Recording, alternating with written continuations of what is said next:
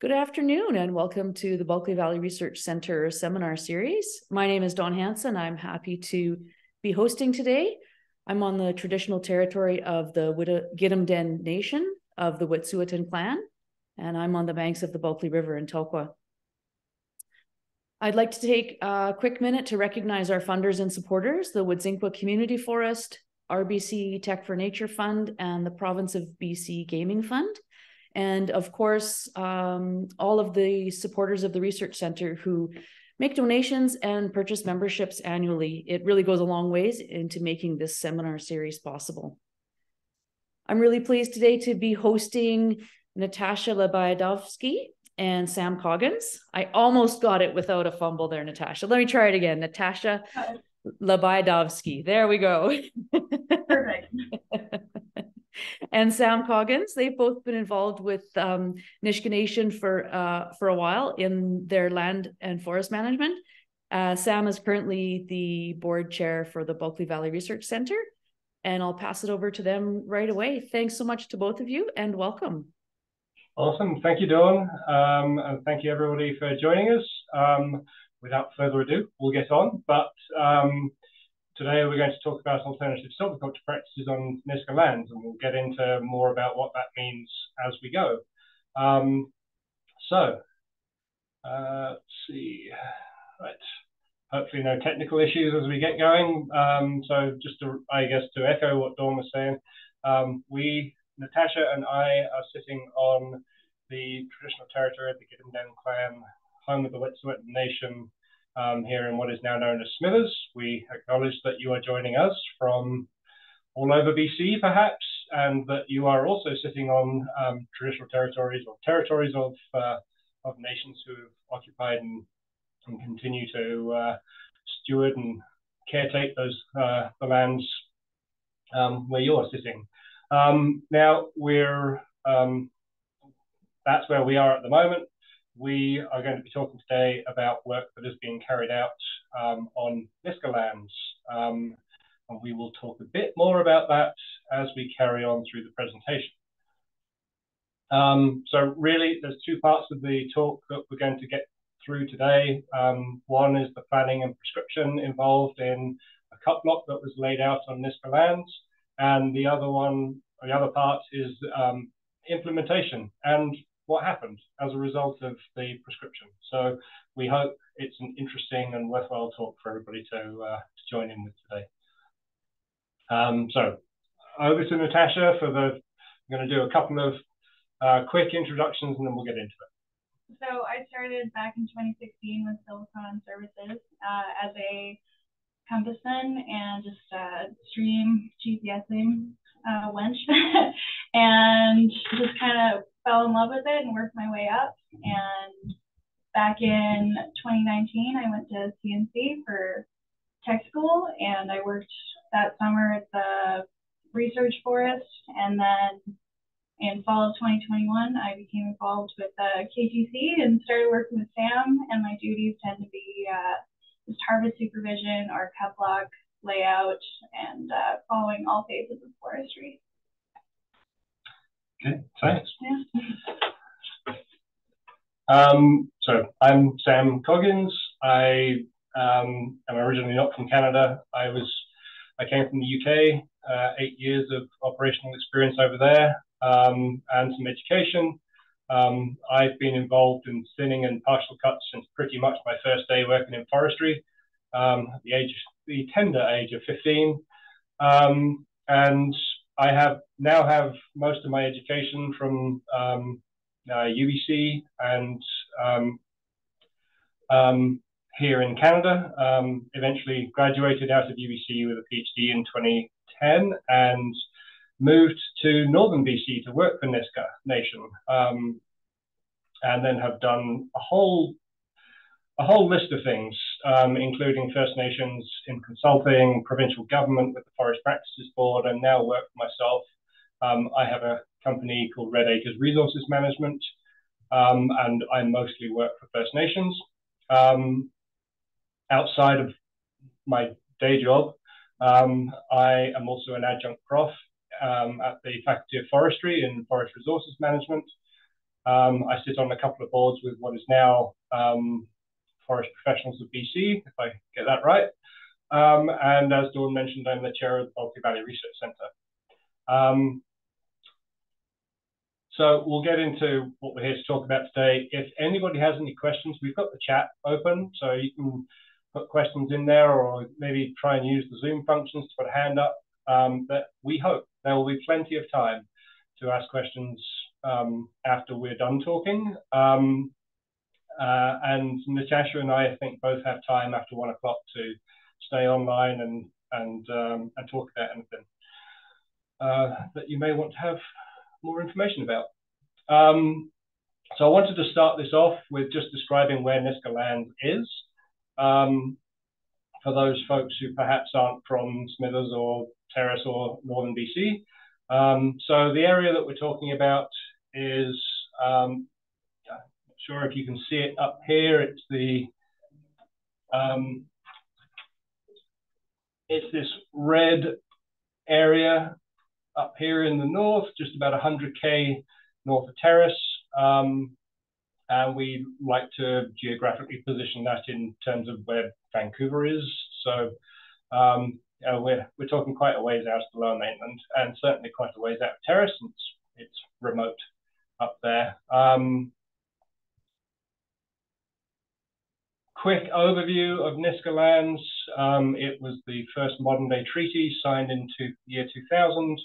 The lands are the core territory, I guess, or core lands for the Nisga'a Nation, about 2,000 kilometers squared. It's very remote.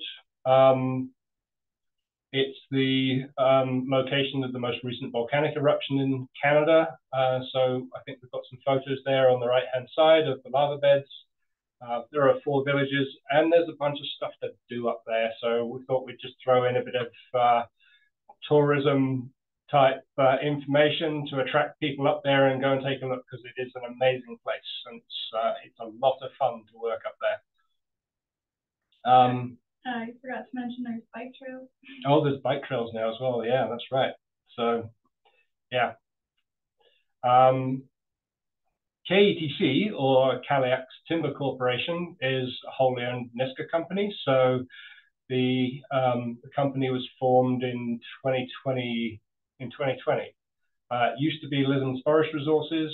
I was brought in 2020 as the forester for Lism's Forest Resources, and then took over the general manager position in 2021. And I'm no longer in that role, although I do sit on the board. We brought in Silvicon Services to take that role along, and so Natasha is still working there, and otherwise Silvicon looks after all the day-to-day. KATC Timber Corporation, or KATC, completes logging on Nisga'a Lands with a logging contractor, which has been DR Holton in Terrace. We've got an AAC of about 130,000 a year.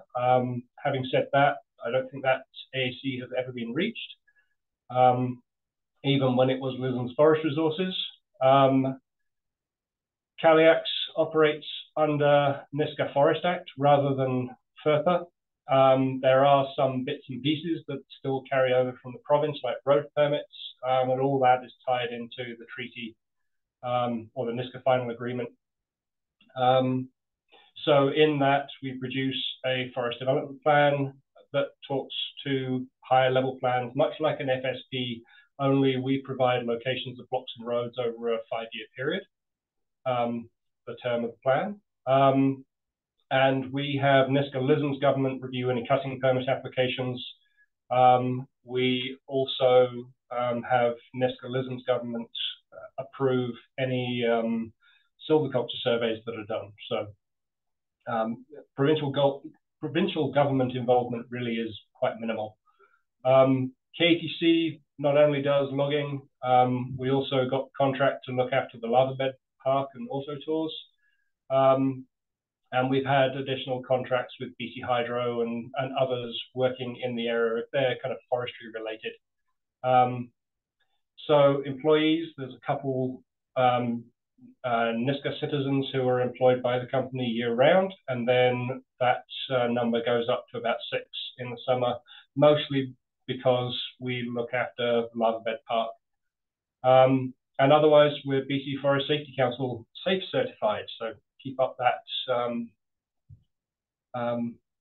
that work and and everything that comes with being a SAFE certified company.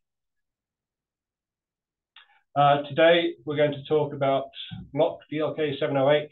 I guess the number designation doesn't really mean anything, but this was a block that was put in on Nisga'a Lands during the last version of the FDP, Forest Development Plan.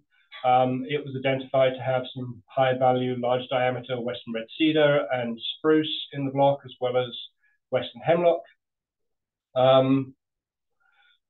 Now, the Nisga'a Forest Act requires that we preserve or replant western red cedar, and certainly Nisga'a citizens have talked about the importance of having cedar retained. So that'll become important here in a bit as we work through the site plan. So field work for the site plan involved going out and looking at how to log the block, and during that site plan field work, it was identified that there were some pretty significant wildlife values in this block. And so as a result of that, we brought an RP bio in who assessed those wildlife values. The original plan for this, as it is with most of the blocks at that time, was a clear cut with reserves. Became very quickly apparent that to manage for wildlife values and to perhaps get some economic benefit from the trees in this block, that we weren't going to be able to go with that clear cut with reserves model, and we were going to have to look at something different if we were going to log at all. Now, KATC at the time was a fledgling company. We had been looking at this block as one that was really going to get us off the ground and get us going. So at the time, we determined a prescription for the block that would account for the wildlife values while enabling us to go logging. So thought we'd just give you some ideas of the pre-harvest condition in that block. As you can see, western red cedar, we've got a good proponent of broadleaf species in there. Yeah, it was a nice area. One story I've got out of that was there's a fish creek going around the west side of the block, and during certain times of year there are bears that patrol the creek looking for food. And we had a little encounter with the bear one year, ended up with us rapidly leaving the block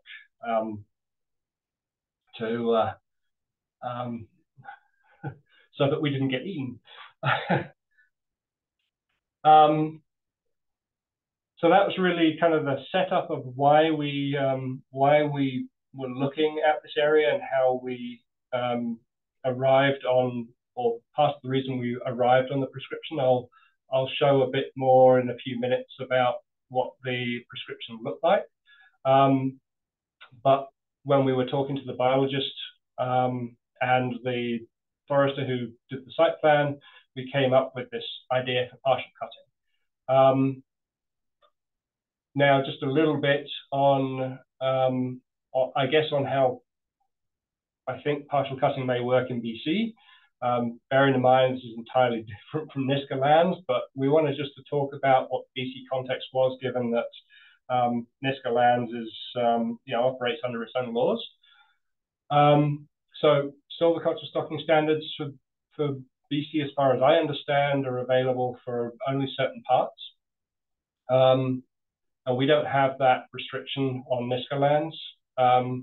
We work with Nisga'a government in that case. Waste standards for green trees are around. Actually, Natasha, you might be able to speak better to that than me. Yeah, so if you don't net out your retention, then you'll be penalized for it. Like, it'll count for waste, and you'll have to pay for that. But if you do net it out, then it is not a limitation. Okay, thanks. So part of the, maybe going back to a bit more about Nisga'a Lands, you know, we needed to train up our layout crews and our logging contractor to make sure they understood, first of all, what the prescription was, and also to look for trees. So we would, Natasha will talk a bit about this, I think, in a bit more detail later, but it was really important to have the loggers understand that they weren't doing things like taking all the cedar. So we wanted to take a balance of tree species when we were doing thinning. Now, partial cutting, I guess, can also result in a bit more wind throw risk. So we were trying to minimize that as well. Partial cutting can also, we can also manage for other values and constraints. So here, as I mentioned, we have wildlife and economic values to manage for. And what we're trying to do here is mimic gap dynamics in so for NDT 1 and 2 for wind. We can retain biological legacies in seed trees, so we can have the forest regrow naturally. And thinning allows for larger radial growth, and also for things like fire hazard mitigation. So lots of good pros around partial cutting. Well, picture here is Evelyn, so you can technically do a thinning and create ski runs. Right.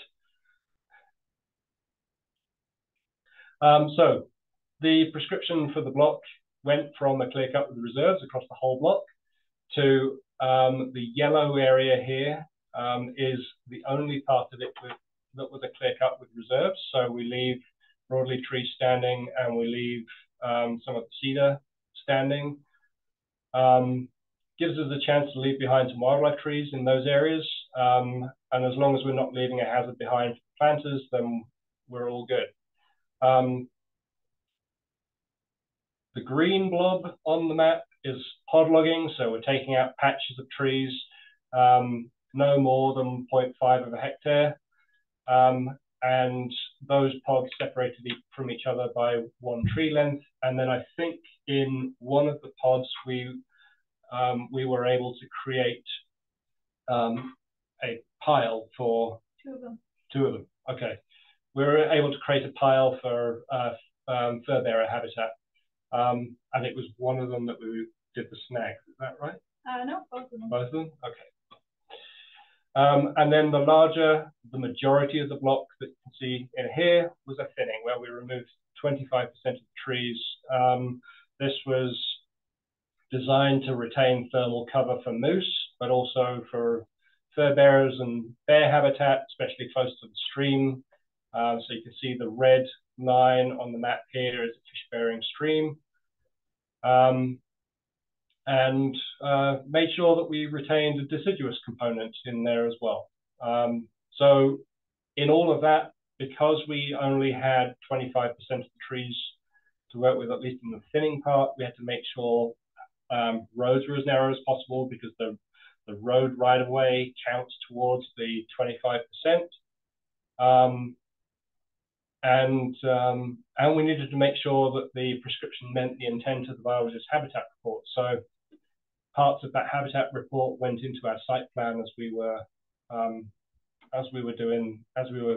planning the logging. And so Natasha has all the notes on implementation, and will lead us through that. So for the front section, the purple, instead of doing parallel lines, we ended up doing X formations, because then we would have reduced decking space, we would have greater decking space, but reduced area taken over by the landing. So we could actually grab more through the trails instead of just little circles along the road. And when it came to the actual skid trail design, we wanted to have them as straight as we can. And we positioned rub trees on any corners or on the downside of slopes. So as trees would be skidded out, they would damage the rub trees, and we would remove those afterwards. Sorry, we've got a note in the chat that maybe you could speak up a bit. Oh, yes. No, I thought it was when I spoke the first time. I'm actively trying here. And then as for the green, so we just had each pod needed to be, I believe, about a tree length, or it was 2 tree lengths in size. And the limit there is then we would have small disturbances. And as for the actual amount, we were only allowed to remove the 30%. So it was easiest to treat those as uniform areas in the initial design. And like if I have 1 hectare, I'd remove 0.3 through skid trail and pods and road. But it's not a uniform stand. So instead, I have all these low density areas that I needed to weight them. And in doing so, like if I didn't do that, then I would have ended up removing more basal area than initially planned for. So instead, number 3 shows the most conservative method, in which case I would just remove the low density areas from the treatment. But instead I went for option 2, which adds weight. And for the trails, I used method 2 and 3 because it goes through both types. But for pods, I only used method 2.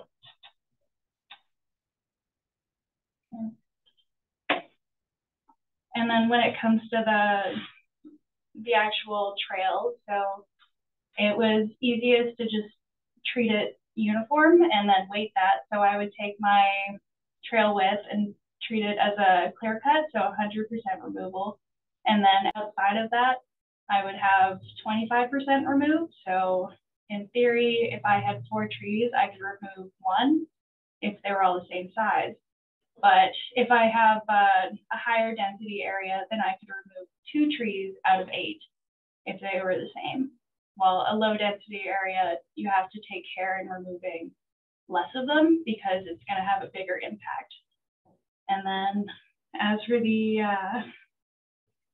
actual plan, I went out there and I marked the back of the block where they started out, and I did about 2.5 trees out of every 10, and I kept it incredibly variable so we would prevent high grading. And it would also give the loggers a chance to get an eye for how much 25% actually is.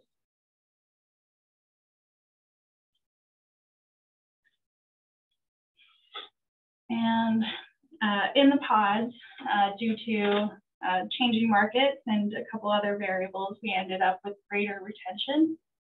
So to account for that, I went into the pods and I counted what was left, and I compared it to our more in-depth Recce cruise plots and gave myself percentages and then added that on to the allowed 30%.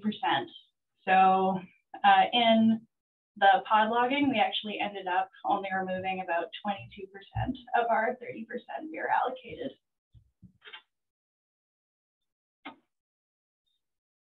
Before starting in a block, we will have KTC staff, typically the general manager and forester.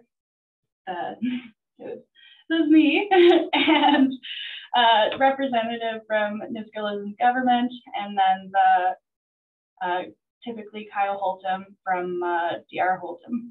And we will talk about any areas of concern or specific prescriptions to do with the block. And then prior to logging, I will typically walk the entire block and have a logging operator with me so we can identify these on-ground challenges and make sure that everything is managed for safely.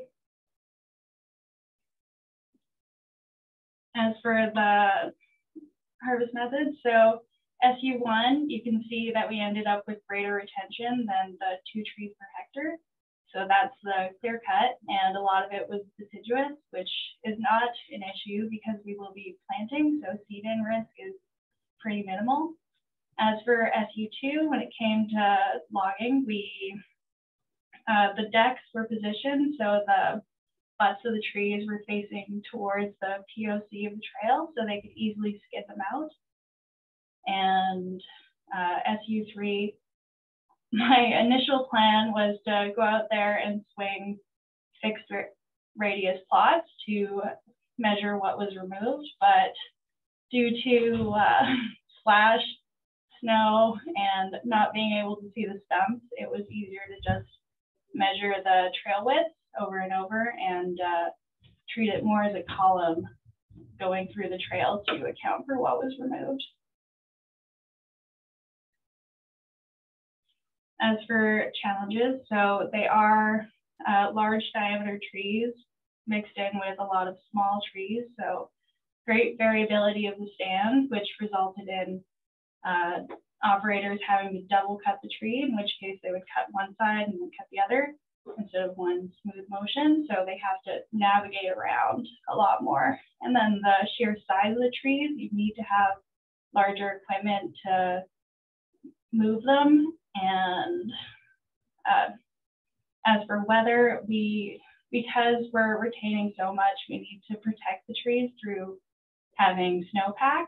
So with insufficient snowpack, we'll end up damaging the roots, and that'll result in greater wind throw risk or greater mortality of the stand. And in the middle picture, you can see wounding left on one of the trees from skidding. So that exceeds the provincial levels of wounding. So that would have been removed as, yeah, take it away. Good. As for enhancement, we actually did 2 fissure piles, in which case we took slash and stacked them kind of like Jenga blocks and then threw debris on top, and trees in the surrounding the fissure piles, they were topped as high as the machines could reach to create snags. And yeah, that happened in 2 pods to create habitat. And because the trails do not actually need to be planted, because the openings are so small, they'll naturally feed in. We can have greater wildlife trees retained because they're not posing risk to planters because they're not in the area. In a perfect system, we would have a processor, forwarder, multiple machines going all at once, but instead this is fall trees, deck trees, pull them out. So it's a little bit slower, and it also limits space that's available. So we were processing roadside, which resulted in a lot of roadside slash. But positive of that is that we didn't have to go back into the pods and risk damaging the roots to pile up any slash. And as for now, our biggest concerns are just watching for wind throw, because we opened up portions of the stand through our removal and the thinnings, and spruce are pretty prone to that. But with snowpack, we should, knock on wood, not have a problem. And we, on Nisga'a Lands, we're currently in our forest development plan reapproval process, and we have a couple blocks similar to this that we're hoping to move forward with. And as for the blocks, we need to remove hunter access through an extensive deactivation, because there are a lot of wildlife values. When I was walking around there, it wasn't uncommon for me to see wolf tracks, cougar tracks, or in Sam's encounter grizzlies to inhabit the block or walk in the area. And as for planting, that'll be happening in spring. We're going to have a mix, but the spruce is limited to 25% because of spruce leader weevil damage, I believe. And as for limitations, where this